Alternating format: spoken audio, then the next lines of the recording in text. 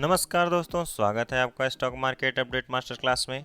आज हम बात करने वाले हैं एक अपकमिंग आईपीओ के बारे में, जो कि काफ़ी चर्चित आईपीओ है। कंपनी का नाम है NSDL, national security depository limited. Company के बारे में थोड़ा हम डिटेल में जान लेते हैं। कंपनी 1996 में इस्टेब्लिश हुई थी। मार्च 31 2023 तक के डेटा की बात करें तो कंपनी के पास overall 31.46 million active demat accounts हैं, जिसमें कि 283 डिपॉजिटरी पार्टिसिपेंट्स रजिस्टर्ड हैं एनएसडीएल पे। एनएसडीएल डिपॉजिटरी इनेबल्स इन्वेस्टर को क्या करते हैं ये लोग, डिजिटल इनके जो सिक्योरिटीज़ होते हैं उसको होल्ड करती है, जिसको हम डीमेट अकाउंट के नाम से जानते हैं। जो अकाउंट होल्डर्स हैं वो more than 99% of India pin code और 186 कंट्री वर्ल्ड वाइड फैले हुए हैं। जो इसका आईपीओ आ रहा है वो 30 जुलाई को आईपीओ ओपन होगा और 1 अगस्त को आईपीओ बंद हो जाएगा। फेस वैल्यू इन्होंने ₹2 पर शेयर रखी है। आईपीओ प्राइस बैंड जो है 760 से लेके ₹800 पर शेयर तक का रखा गया है। एम्प्लॉय को ये ₹6.76 का डिस्काउंट देंगे और ये आईपीओ बीएससी पे लिस्ट होगा। अगर हम रिटेल कोटा की बात करें तो रिटेल कोटा को 35%, क्यूआईबी कोटा को 50% और एनआई कोटा को 15% तक का रिजर्वेशन दिया गया है। आईपीओ मार्केट लॉट की बात करें तो रिटेल मिनिमम एक लॉट लगा सकता है, जिसमें उनको 18 शेयर मिलेंगे, जो कि 14,400 तक रुपए के होंगे। मैक्सिमम 13 लॉट लगा सकता है और 1,87,200 रुपये लगा सकता है।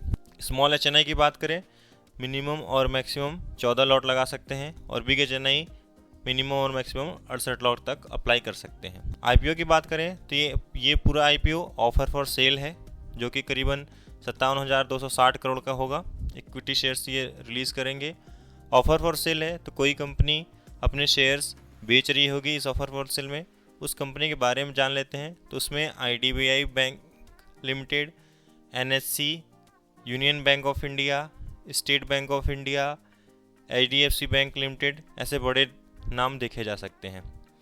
एनएसडीएल के अगर हम फाइनेंशियल रिपोर्ट को देखें तो एसेट्स जो 2023 में 2,093 करोड़ का था वो 2025 तक बढ़ के 29,084 करोड़ का हो गया है। रेवेन्यू जो 1,099 करोड़ का था वो रेवेन्यू 2025 में बढ़ के 1,535 करोड़ का हो गया। तो रेवेन्यू में करीबन 50% तक की तेज़ी देखी जा सकती है।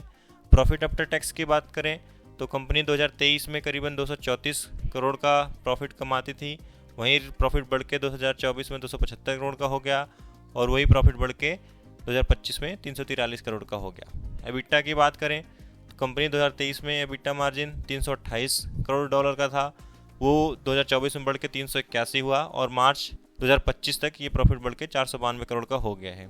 कंपनी के नेटवर्थ की बात करें तो कंपनी का नेटवर्थ 2023 में 1,428 करोड़ का था, जो अब 2,005 करोड़ का हो गया है।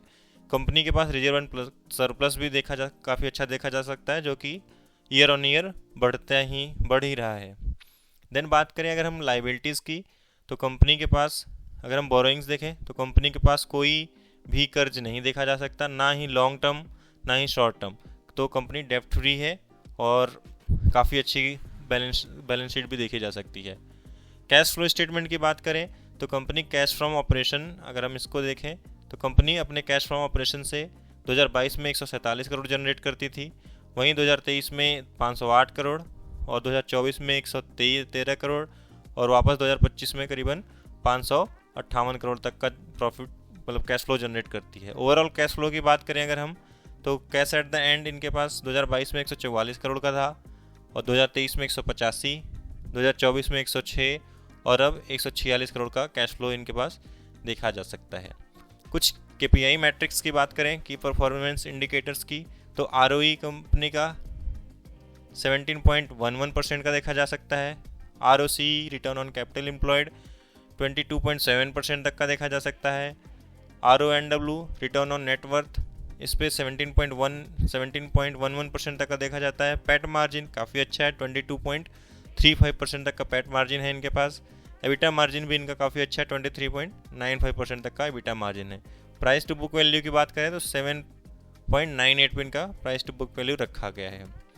बहुत सारे चैनल्स सजेस्ट करते हैं कि जब तक कोई कंपनी जैसे बड़ी कंपनी जो लिस्ट नहीं हुई है उसको अनलिस्टेड में जाके खरीद सकते हैं हम लोग। तो अगर हम अनलिस्टेड का देखें तो एनएसडीएल अनलिस्टेड मार्केट में 1025 पे ट्रेड कर रही थी जो कि अभी इन्होंने जो आईपीओ अपना लॉन्च किया है वो 725 से लेके 760 से लेके 800 के बीच में किया है। करीबन 20 से 25% तक का इन्होंने डिस्काउंट दिया है, मतलब अनलिस्टेड शेयर के हिसाब से। तो जिन्होंने अनलिस्टेड शेयर में पैसा लगा रखा होगा उनका आईपीओ खुलते ही, मतलब आईपीओ लिस्ट होने से पहले ही 25% तक का गिरावट देखा जा सकता है। उसी के कारण अनलिस्टेड में 6% तक की, करीबन 7% तक की गिरावट देखी गई थी।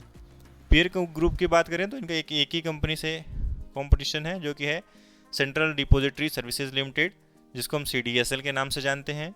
CDSL और NSDL में जो फ़र्क है, NSDL जो इंस्टीट्यूशन होते हैं उनके अकाउंट्स ज़्यादा मैनेज करता है, CDSL जो रिटेल इन्वेस्टर हैं उनके अकाउंट ज़्यादा मैनेज करता है। अगर हम दोनों के पीयर रेशियो देखें तो रिवेन्यू NSDL का 1420 करोड़ का था, वहीं CDSL का 1082 करोड़ का था फाइनेंशियल 25 में।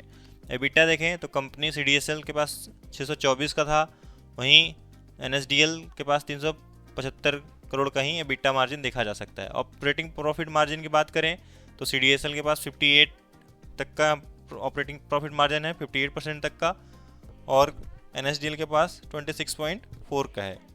Profit after tax financial year 2025 में NSDL को 343 का मिला था और CDSL को 526 करोड़ तक का प्रॉफिट हुआ था।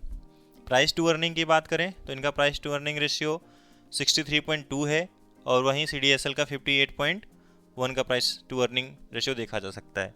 मार्केट कैप की बात करें तो इनका 21,700 करोड़ का मार्केट कैप है, वहीं CDSL का 30,562 करोड़ का मार्केट कैप है। ROE की बात करें तो 17.1% है, यहाँ पे ROE काफ़ी अच्छा देखा जा सकता है, जो कि 32.6% तक का है। समरी और ओवरऑल की बात करें, ये मेरा पर्सनल पॉइंट ऑफ व्यू है, तो कंपनी लॉन्ग टर्म और शॉर्ट टर्म लिस्टिंग गेन के लिए काफ़ी अच्छी है। जो लोग लॉन्ग टर्म के लिए इन्वेस्टर हैं, जिनको ये IPO मिल जाता है, उनके लिए काफ़ी अच्छी चीज़ है।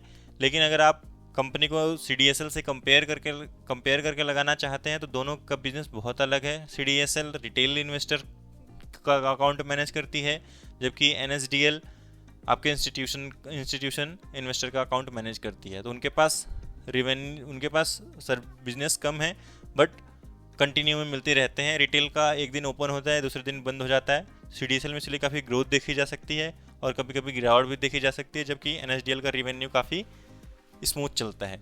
ओवरऑल कंपनी अच्छी है और किसी भी IPO में लगाने से पहले अपने फाइनेंशियल एडवाइज़र की सलाह ज़रूर लें। और अगर आपको ये वीडियो पसंद आया हो तो प्लीज़ इसको लाइक, सब्सक्राइब और शेयर करना ना भूलें, जिससे ये वीडियो आपके दोस्तों तक भी पहुँची जा सके।